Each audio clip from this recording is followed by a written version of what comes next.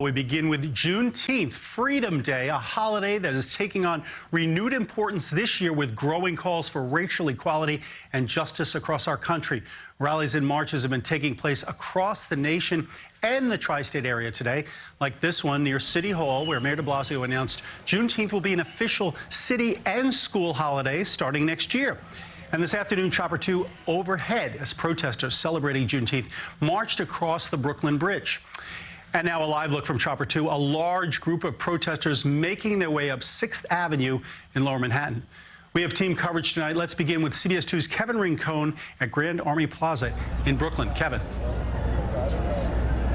And right now we're seeing some crowds gather here in front of the Brooklyn Public Library, and many of the crowds that have now made their way to Manhattan started here. Thousands have been here throughout the day, and their message has been, it's time for change. This celebration of Juneteenth is different. Last year, June 19th, this didn't happen.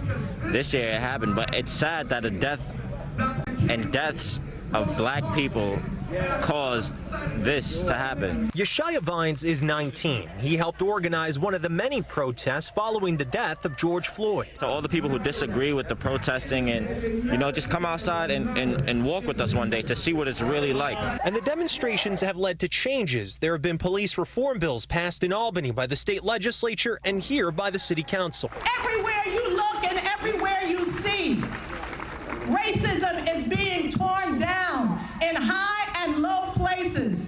So as they say, when you're going through hell, keep going. Even though today is a celebration, Brooklyn Borough President Eric Adams says there's still a lot of work to do. Racism is built and hardwired in the DNA of the American experience. And if we don't change the rewiring of that brain and every system of government, then we just went through a frivolous exercise. And like hell are we going to allow that to happen? What do we want? Justice! When do we want it? Now! Meanwhile, many here marching through Brooklyn say they intend on speaking out in hopes of seeing continued change.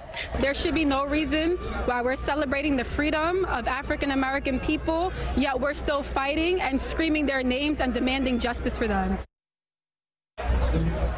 And it's been a mix of celebrations and demonstrations throughout the day here. While many acknowledge there has been some change in the last couple of weeks, they say more needs to be done.